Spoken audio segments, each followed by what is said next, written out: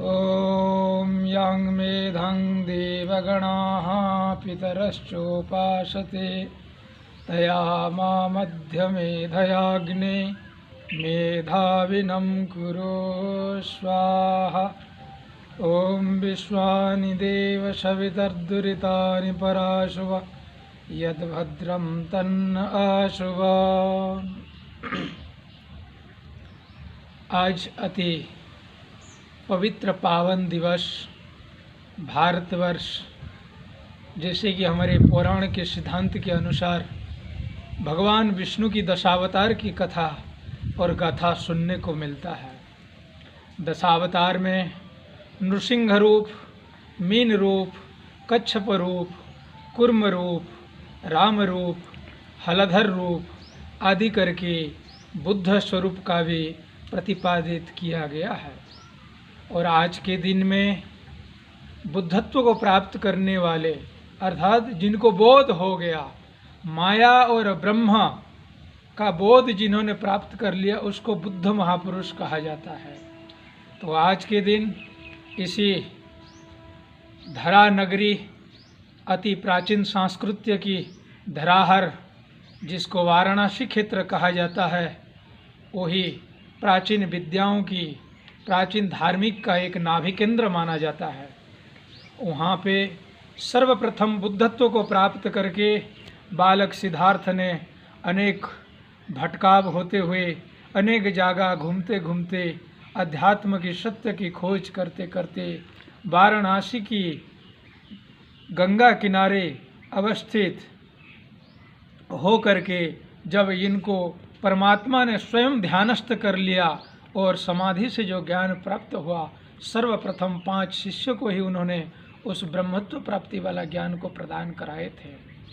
जिनको बोध हो गया वही बुद्ध है। तो इसी तरह जीवन में परिवर्तन आना चाहिए। महात्मा बुद्ध जीवन में 4 दृष्टि को देखते हैं, 4 प्रकार की दर्शन को देखते हैं। एक युवा व्यक्ति में रोग की अवस्था, जिसके द्वारा शरीर में कंपायमान हो जा रहा था। एक वृद्ध व्यक्ति जिनका दाढ़ी मूछे पक गया था, शरीर झुर्रियाँ पड़ गया था और डंडा लेकर के चलते थे। तीसरा है मृत व्यक्ति और चौथा रोगी व्यक्ति। इन चारों चीज़ को और सन्यासी को, इन सब चीज़ों को देखने के बाद उनके जीवन में परिवर्तन आता है कि इन सब को कैसे समाधान किया जाए। तो उन्हीं की खोज के लिए उन्होंने अपनी सर्वस्व, पुत्र, पत्नी, राज आवास, राजकीय वेश पोशाक आदि सब शौकीन वस्तुओं को परित्याग करके ईश्वर की खोज के लिए जंगल की ओर चल पड़े। अर्थात उनके जीवन में भी एक परिवर्तन आया। धर्म प्रेमी सज्जनों, ऐसा समय नहीं है कि हर किसी को नहीं आता होगा और नहीं आया होगा। अवश्य आता है जीवन की एक परिवर्तनशील अवस्था। चाहे किसी को 30 वर्ष में आए, चाहे किसी को 80 वर्ष में आए और किसी को बालकपन में आ जाए। तो ये अपनी अपनी संस्कार की ऊपर निर्भर करता है। तो महात्मा बुद्ध को 30 वर्ष की आयु में बुद्धत्व की प्राप्ति हो गया था, परिवर्तन हो गए थे। अपनी गृहस्थ जीवन को परिवर्तन करके सत्य, धर्म और न्याय की व्यवस्था हेतु उन्होंने अध्यात्म की व्यवस्था उन्होंने दिया, जिसका नाम है अष्टांगीण योग मार्ग। अष्टांग योग और अष्टांगीण योग मार्ग में कोई अन्यथा नहीं है।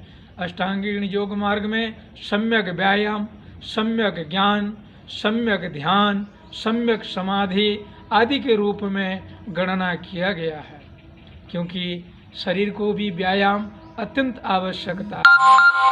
इसी हेतु शरीर को स्वस्थ, सुंदर, मजबूत होकर के चिरकाल तक दीर्घायु कैसे बनाया जाए, इन्होंने इस तरीके से सर्वांगीण योग का उन्होंने प्रतिपादित किए।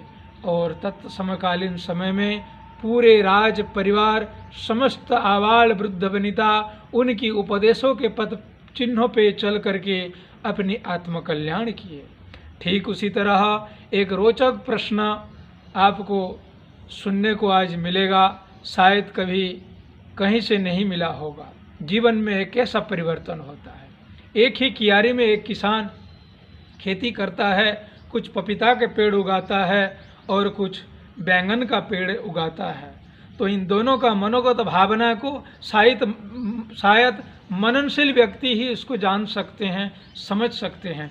तो बैंगन ने कहता है चुपके से पपीता को, हे पपीता भैया, हे पपीता भैया, आप तो हम देख रहे थे कुछ दिन पहले हरा हरा दिख रहे थे आपका फल, अभी कैसे पीला पीला हो गए। तो पपीता भैया ने अपनी बहन बैंगन को बोलते हैं, रे बहन, तू तुझमें जब देखता हूँ, जब छोटे सी अवस्था से वही काली दिख रहा था, वही अभी भी वही दिख रहा है। कहने का अर्थ है तुझमें वो परिवर्तन क्षमता नहीं है। परिवर्तन हमने किया, अपने आप को परिपक्वता को लाया, वही मिट्टी से ही रस लेकर के अपने को एक स्वादिष्ट फल प्रदान किया। कितना धूप सहा, कितना बारिश सहा, कितना ठंडी सहा, इन सब को सहन करने के बाद ही मैंने अपने में से ही निचोड़ किया, उसी भूमि से ही रस को।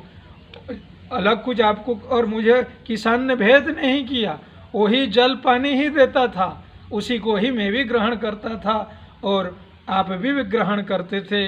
लेकिन आप में ऐसा कुछ परिवर्तन होने की गुण नहीं है, और जो मैं परिवर्तन होने का मेरे अंदर गुण दिया हुआ है भगवान ने, उसी से हम परिवर्तित किए और हम कितने लोगों का पेट रोग हम ठीक करते हैं पपीता बन करके, और आप तो बैंगन बन करके बदले में कितने लोगों का पेट दर्द पैदा करते हैं, कब्ज पैदा करते हैं, गैस पैदा करते हैं। इसी का नाम आज से बहुबीजी है आपका नाम, ज़्यादा बीज होने के चलते, और ज़्यादा साधु लोग उसका बैंगन को पसंद नहीं करते हैं। है कैल्शियम है, मैग्नीशियम है, अनेक प्रकार का विटामिन है, फिर भी एक अवगुण है, उसी अवगुण को देख करके इसको ग्रहण नहीं करते। और पपीता के रूप में तो सब अपने उदर रोग किसी चीज़ के भी ठीक नहीं होता है, तो मुझको पा करके वो प्रसन्न हो जाते हैं। तो यही मननशील व्यक्ति ने इसी प्रसंग को सुन करके अपनी वाणी में व्यक्त किया था, जो आप तक ये रोचक प्रश्न सुनने में आ रहा है। कहने का अर्थ है कि परिवर्तन अगर हम में है तो हम किसी भी अवस्था में कर सकते हैं। तो अपने में परिवर्तन करने की एक सोच होना चाहिए, एक संकल्प होना चाहिए। जैसे कि पपीता ने अपने संकल्प बल से कच्चे पपीता को मार्जित करके परिपक्व कर देता है, किसी भी कण को छुएंगे तो रसदार आनंद युक्त होता है, सुस्वादु होता है। ठीक उसी तरह महात्मा बुद्ध भी अपने जीवन को आमूल चूल परिवर्तन कर दिए थे, राजपाट से नहीं, साधु संत की तपस्यारत जीवन को उन्होंने अपना लिए थे। आप सबको हार्दिक शुभकामनाएं बुद्ध पूर्णिमा की अवसर पर। जय श्री सीताराम।